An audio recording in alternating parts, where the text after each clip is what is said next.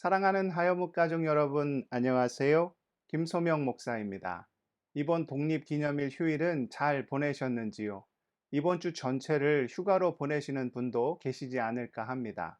아무쪼록 어디에 계시든 주의 평안과 은혜 가운데 거하실 수 있기를 축복합니다. 이 시간 본문은 디도서 3장 8절에서 9절입니다. 이 말이 미쁘도다. 원하건대 너는 이 여러 것에 대하여 굳세게 말하라.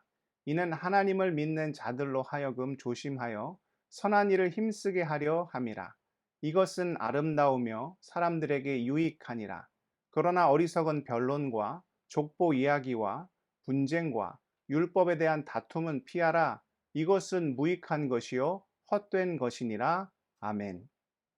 세상에 속한 인생을 간단히 표현하면 욕망을 따라 무엇인가를 움켜쥐려 하다가 결국에는 죽음 앞에서 모든 것을 놓아 버리게 되는 안타까운 삶이라 할 수 있겠습니다. 아기가 태어나면 신기하게도 무엇인가를 움켜쥐려 하지요. 탈무드는 이것을 인간이 죄인으로 태어나는 증거라고 주장하기도 합니다. 굳이 탈무드 이야기를 꺼내지 않아도 인간은 태어나는 그 순간부터 무엇인가를 움켜쥐기 위해 갖은 노력을 다합니다. 죽음을 앞둔 그 순간까지도 인간은 그 욕망과 욕심에서 결코 자유롭지 못하지요. 그러나 어떻게 됩니까? 죽음의 순간에는 그 움켜진 모든 것을 다 놓아버리게 됩니다. 물론 움켜진 찰나의 순간에는 아주 잠깐이나마 행복을 느낄 수도 있습니다. 그러나 그 움켜진 것들조차도 결국에는 어디로 갑니까? 그 종착점이 어디입니까? 쓰레기장입니다. 명품도 시간이 지나면 해지고 낡아 쓰레기장으로 가고, 좋은 자동차도 시간이 흐르면 더 이상 사용할 수 없게 되어 폐차장으로 가게 되지요. 그러하기에 좀 과하게 표현하면 세상에 속한 우리의 인생은 쓰레기를 움켜쥐기 위해 아등바등하며 살다가 결국 그마저도 놓아버리게 되는 참으로 허망한 삶이라 할 수 있겠습니다. 이런 불쌍한 인생의 모습은 사실 세상뿐만 아니라 교회 안에서도 충분히 벌어질 수가 있습니다.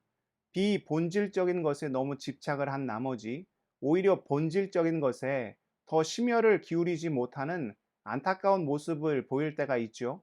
대표적인 것이 직분에 대한 집착입니다. 직분은 성경에서도 확인할 수 있듯이 지극히 봉사와 섬김을 위한 것입니다.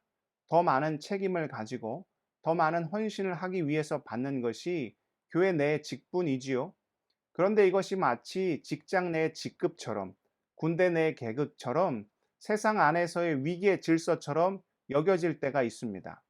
그러나 우리 주님은 우리가 어떤 직분이었는지 하등 관심이 없으십니다.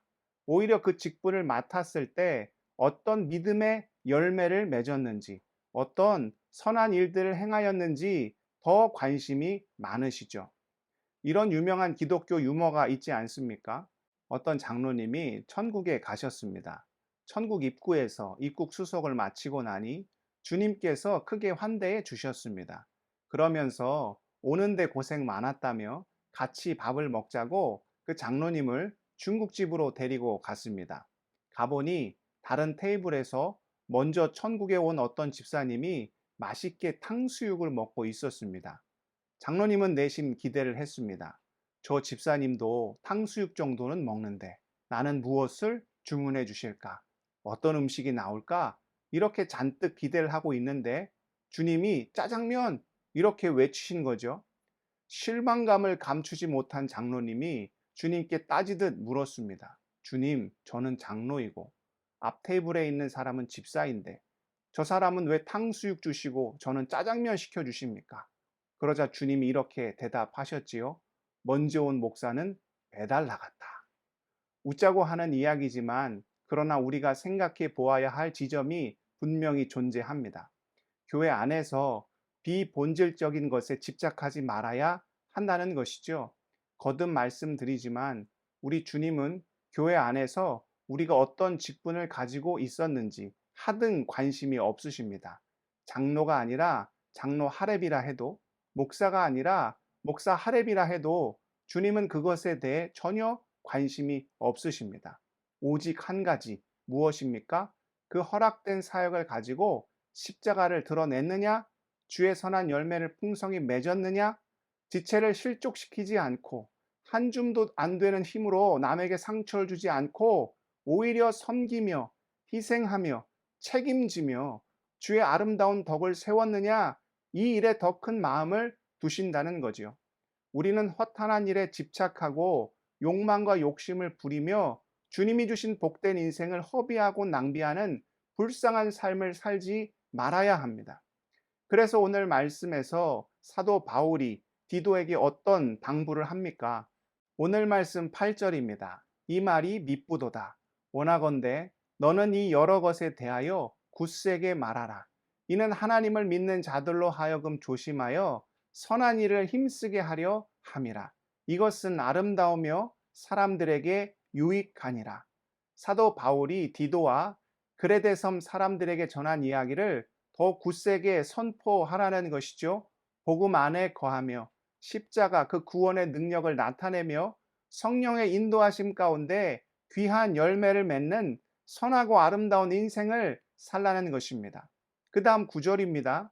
그러나 어리석은 변론과 족보 이야기와 분쟁과 율법에 대한 다툼은 피하라. 이것은 무익한 것이요 헛된 것이니라. 구원과 아무 상관이 없는, 주님이 아무 관심이 없으신 허탄한 일에 삶의 에너지를 낭비하지 말라는 것이죠. 자기 욕망을 이루고 그것을 합리화하려는 어리석은 변론, 세상적인 출신과 배경을 자랑하는 족보 이야기, 교회 공동체를 분열시키고 서로 다투게 하는 분쟁, 또 구원의 본질이 아닌 율법 논쟁 등의 무익한 일에 주님이 허락하신 귀한 인생을 낭비하지 말라는 것입니다. 그런데 이것이 단지 그레데 섬에 있는 교회 공동체에만 해당되는 일이겠습니까? 혹시 우리가 속한 공동체 내에는 이런 허탄한 일들이 벌어지고 있지는 않은지요? 한 교수가 강의실에 유리병 하나를 들고 들어왔습니다. 그리고 그 안에 골프공을 부었습니다. 교수는 학생들에게 질문했습니다. 이 유리병이 가득 찼나요? 학생들은 자신있게 네 라고 대답했습니다. 그러자 교수는 다시 유리병에 작은 자갈을 부었습니다. 골프공 틈 사이로 자갈이 채워졌습니다. 이번에도 교수는 학생들에게 물었습니다. 유리병이 채워졌나요? 이번에도 학생들은 네 라고 대답하였습니다. 교수는 다시 유리병 안에 모래를 부었습니다. 또 작은 틈 사이로 모래가 가득 채워졌습니다. 이번에도 교수는 학생들에게 질문하였고 학생들은 가득 채워졌다고 대답하였습니다. 그 대답을 들은 교수는 다시 학생들에게 이렇게 질문했습니다. 만약에 유리병 안에 모래부터 부었다면 이후에 자갈이나 골프공은 넣을 수 있었을까요? 그러자 학생들은 그럴 수 없었을 것이라고 대답하였습니다. 교수는 이 행위에 대한 의미를 설명하였습니다. 골프공은 인생의 중요한 일을 뜻하고 자갈은 그 다음에 중요한 일, 그리고 모래는 가장 중요하지 않은 일을 상징한다고 이야기하면서 중요한 일에 먼저 집중하면 다른 일들도 충분히 할 수 있지만 반대로 중요하지 않은 일, 사소한 일, 때로는 불필요한 일에 너무 집착을 하면 정작 중요한 일에는 신경조차 쓸 수 없다는 이야기를 하였습니다.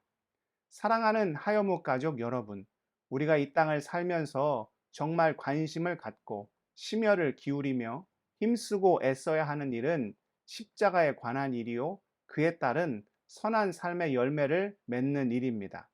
그리스도의 덕을 세우고 세상 가운데 선한 영향력을 끼치며 복음 안에 사는 것이 얼마나 귀하고 복되고 때로는 정의로운 일인지를 드러내야 하지요. 아무리 화려해 보이고 당장 나에게 이익이 되는 것처럼 보인다 해도 오늘 말씀에 기록된 대로 어리석은 변론과 세상의 자랑과 욕심과 욕망에 현혹되어 공동체를 분열과 분쟁으로 이끌고 그로 인해 지체들을 실족시킨다면 이는 결코 주님이 원하시는 일이 아니라는 것입니다. 무엇이 중요한 일입니까? 어떤 삶의 열매를 맺어야 할까요? 오늘 주신 진리의 말씀을 마음에 새겨 허탄한 일에 인생을 낭비하지 않고 무엇보다 주님을 기쁘시게 하는 귀하고 복된 인생 살아가는 모든 주의 지체들 다 되실 수 있기를 축복합니다. 이로써 짧지만 그러나 귀한 진리를 다루고 있는 디도서를 잘 마쳤습니다. 이 책에 담긴 노사도의 당부처럼 삶 속에서 열매 없는 자가 아닌 그리스도의 선한 열매를 풍성히 맺으실 수 있기를 소원합니다. 내일부터는 예레미야서입니다. 눈물의 예언자, 여호와의 목전에서 악을 행한 유다 민족을 안타까워하며 눈물로 회개를 선포한 선지자 예레미야. 그러나 주님 앞에 회개의 눈물을 흘린 자가 살 수 있습니다. 이 귀한 은혜를 함께 나눌 수 있기를 소원합니다. 기도하시겠습니다. 사랑의 하나님, 우리는 어떠한 모습으로 주님 앞에 서 있습니까? 허탄한 일에 귀한 인생을 낭비하지 않게 하시고 무엇보다 십자가에 집중하여 삶 속에서 그리스도의 덕을 세우는 모든 주의 자녀들 다 될 수 있도록 아버지 역사하여 주옵소서. 디도서의 귀한 말씀 허락해 주심에 감사와 찬양을 올려드립니다. 이제 또한 예레미야서를 통하여 주의 은혜를 구합니다. 우리가 회개의 눈물을 흘림으로 우리를 치유하시고 회복시키시는 그 주님의 놀라운 사랑을 경험할 수 있도록 아버지와 함께하여 주시옵소서. 우리 하여목 지체들의 모든 아픔과 상처를 주님 다 아실 줄 믿습니다. 치유의 손으로, 능력의 손으로, 권능의 손으로 함께하여 주셔서 이기며 승리하며 주님께 영광 올려드리는 귀하고 복된 인생 살아갈 수 있도록 우리를 축복하여 주시옵소서. 이 모든 말씀 예수 그리스도의 이름으로 간절히 기도드리옵나이다. 아멘.